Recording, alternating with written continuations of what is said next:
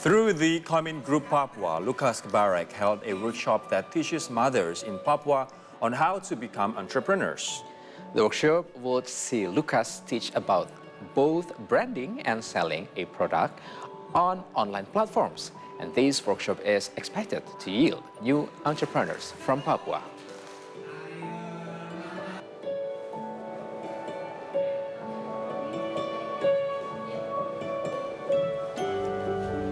So there are many youths, both from Papua or elsewhere around Indonesia, that hold so many workshops, and including empower locals to create, work. Dua Nyaman, one of the brands that I know, and other brands as well. They are trying to empowering women living in rural areas, including in Papua. But the question remains: why is Lukas holding such a workshop in Papua, involving women or even mothers in the island? To know the answer, let's hear it from the man himself, Common Papua Deputy Executive Director, Lukas Norman Kbarek. So, Lukas, good afternoon and welcome to the show. How are you? There you are. Hi, I'm really great. Thank you so much for asking. And thank you so much for joining us. So, first of all, you will hold an MSMEs and entrepreneur workshop for mothers in Papua through your organization, Common Group. So what's the motivation behind this? Well, to start, I would like to say Common Papua has a commitment in promoting civic education and social impacts in rural area in Indonesia. Now we are focusing in Papua. Well, this workshop was one of the ideas that coming from issues related to pandemic COVID-19. After pandemic, we know that a lot of people, especially moms in Papua, are struggling to recover their economy. Moreover, they are still limited of literacy on financial management and also lack of knowledge about e-commerce and marketing, especially for moms Papua who produce a traditional bag from Papua called Noken. That is why this is the main reason we want to hold this activity workshop to help them and assist all of the Mama Papua to sell their product with all of the digitalization nowadays. So before any workshop from you, where did they sell the Noken, or what is actually the main thing as like the livelihood of people in Papua?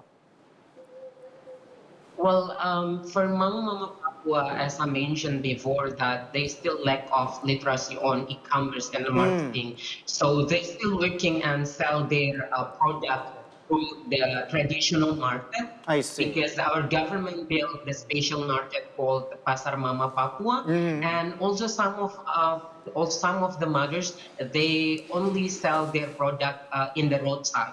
This is the things that we want to highlight. Yes, exactly. So that is why we make this platform to show them about e-commerce and also the platform that really, benefit for them. And what do they think about being entrepreneurs? Because I'm aware that not really much in Indonesia, not many people are actually thinking about being entrepreneurs, because these days from our cultures and also from our society, being employees are actually the main focus in the past generation. And what do they think about being entrepreneurs? Well, this is a big question because actually our moms in Papua, they have been start to sell Noken or their own product for a long time, but they didn't realize that they just do something related to entrepreneur. Yeah.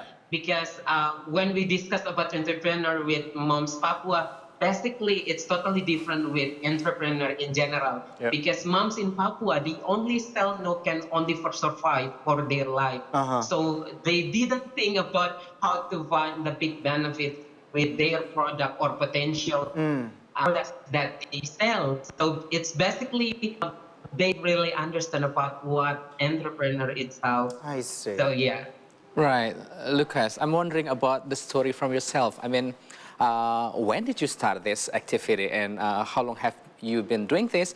And we would like to share with us what kind of event that triggered you to do this the noble activities. You know, for me and Rory, for example, we're doing this for SI for applying for the campus, right, Rory, for the future leader with the purpose. There's a hidden motivation behind. Right. But now you are truly the leaders from Papua, young leaders with a purpose, helping Mama Papua for entering the digital market and Or business. is it actually his application to apply for another scholarship? That's good things.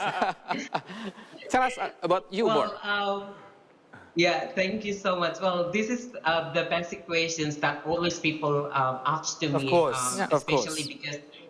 because they're wondering that I want to apply for scholarship, but honestly speaking, I already got scholarship from our government since high school. So what I have to find, I mean, like I moved to Java since 2013, and in 2016 I moved to Bali for my undergraduate, for my bachelor, sorry. And for this part-time, I mean, like for 7 years, I've been in far from my hometown, and I just realized that our community still need me to make something in Papua, especially my contribution. I really focus on education issues, especially related to literacy, because I got opportunity to access the quality of the better quality of education in Java compared to a lot of people in Papua. So when I just realized that I have something more, I have to share what I have to all of the youth generation in Papua. Yeah. So basically, it's been like for 5 years, I did a lot of social activities, and special this year for Moms Papua, because me and Comin Papua, we work together to help a lot of people from all of the stakeholders, from all of the aids. And basically this year, because we got grant from Wisely, and Comin Papua, our founder, Isaac Kbarek, which is my brother, got the grant from Wisely US Embassy in Philippines. So we could hold this workshop. But basically this is because our, kind of big hope and big dream to make the different things in Papua and more contribution for Papua. I hope that, Indonesia will have many people like Lukas, because, the more privileged children who gain, quality education or better education, share their knowledge, share the know-how to underprivileged people, then it will be better for our nation in general. Yeah. And go back to their homeland for giving something. Yeah. So, on that note, also, I want to thank you personally on your quest with the Common Papua. And aside of Lukas, we also spoke with Nia Swanimbo during our anniversary, and looking at how the young people in Papua have emerged into the more digitalized world, and also the more, did more advanced in literacy. It has made lots of development in Papua. But also, Lukas, I want to ask you about this particular workshop. Did you get any funding, or is it from your own pocket or something like that? Well, as I mentioned before, that Comin Papua, actually this year we collaborate with several stakeholders, such as YCLI and also the Ministry of Finance, especially for their Papua representative, and Mata Garuda Papua, which is a community from the alumni from LPDP Scholarship, and also NutriFood Indonesia. These all stakeholders, we collaborate to hold this workshop. So basically, because we have same vision to assist and to help moms Papua to make they realize that they have a lot of alternative in this digitalization area. But we have to start from ourselves as a community, youth community, that can help moms Papua to brand their product or to sell their product. So after the workshop, do you monitor them, or how do you actually control their development after the workshop?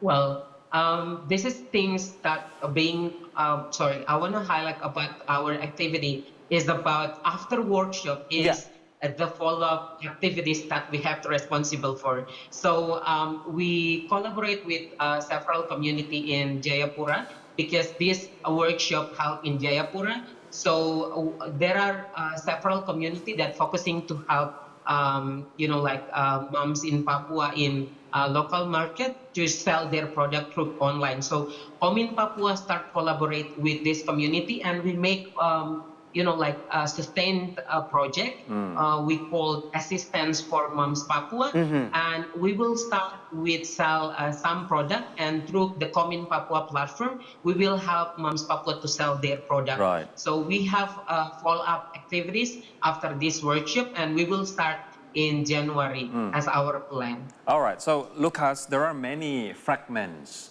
in doing business, right? You've got to understand about marketing, branding, finance, human resources, sourcing, and We can many go other all the fragments, way right? And it to goes the long bottom. and long, right? So, Yeah. what kind of training that you provide to the mothers? Is it how to enter the marketplace, particularly on that, or as specific as finance, or creating a brand, or the marketing strategy? So, Or what kind of- calculating the cost, and Yes, also the margin, that's something possible. like that. What do you train? Yeah. Well, we invited 4 experts, especially focusing in 2 big issues. The first one is about the financial management for money. The second one is about the e-commerce and marketing. So basically, when we talk about marketing and e-commerce, it's totally hard for moms in Papua to understand from this term. You know why? Because moms Papua, a lot of them use phone but not Android. So it's totally hard to sell and talking about the online platform. Yeah. So we start from the basic things is about the financial management, and also we invited one of the expertise from Papua, Mr. Pichet, to give the perspective for moms Papua for them to realize that Mindset, they do some things that really prospect. Yes, especially for change their mindset that they are entrepreneurs, so they have to think about the way or another alternative to sell their product. So basically, this is the first things that we want to highlight about the mindset, and the second one is about the basic thing, how they manage their financial. As I mentioned before, they only sell this product to survive for their life, Yeah. especially Yeah. for their family. So we want to make it more than it, so they can realize through the online nowadays, the development of technology, they have more opportunity because they have potential for that. Right, Lucas, before I jump to the last question, maybe you can share a little bit like, not a funny story, but the reality story when you face-to-face with Mama Papua, when you tell about how to use the Android phone, for example. This might be interesting. Yeah, maybe you have one of the most memorable story that you can share with us so we can know that it is challenging yet, but it's hoping at the same time. Yeah, it's so emotional when talking about these issues. When I share talk for Moms Papua, I talking about online, and one of the Moms Papua, they just like immediately say to me like this, "Hey anak," like in bahasa they call like, "Hey anak, jangan bicara tentang jualan online. Kitong pakai HP saja, masih HP kayu." They HP kayu. talking about HP kayu. It means they don't really understand about online. So it's totally hard for us. So that is why we have like another action plan for that. How youth collaborator is really neat for Moms Papua. So yeah, that's the basic things that I remember about their story. Yeah. Well, Maybe we can gather, some resources or money from our friends, from our, many multi-parties to donate phones. Yeah. Right? Smartphones for mothers of That's Papua, actually a right? good great idea, Rory. And Yeah, that's a big dream actually. also, Lucas, this is going to be the last question because I'm intrigued that in addition to being a deputy executive director in Common Papua, you also represented Indonesia in the first ASEAN Youth Dialogue in Cambodia. What were the topics you brought to the forum? Is it related to Papua or what? Yes, actually, I got this opportunity from the Ministry of Youth and Sport and also the Ministry of Foreign Affairs. So basically, we have several groups that we work together for this issue. But I got the opportunity to work with the group focusing on the theme inclusive and sustainable growth. So in this part of issues, one of the key factors that we have to discuss is about opportunities for all. So one of the things that I want to highlight as my big hope in this conference, I show about the lack of facilities for education and also the lack of literacy digital in our area. So I spot this problem actually because I try to imagine how Papua and what Papua need for the future. So hopefully with this conference and with the collaboration between all of the youth, I can got the solution for that. And thank to God because these issues being highlighted from one of the policy recommendation that youth we provide to all of the leaders in ASEAN member countries. Wow, Lucas, you're so well spoken. Thank you so much for Yeah. sharing this with us. And hopefully for the next time you can come directly to our yes, studio. please. Yes, please. Because we believe Yeah. there are still a lot of topics that we can discuss, Sure. including a lot of stories from our Papua, right? True, true. All right, Yeah. Lucas, thank you very much for this time. Thank you so much. Thank you, Lucas. Thank you Goodbye. so and stay much. well. Bye for now. All right, that was.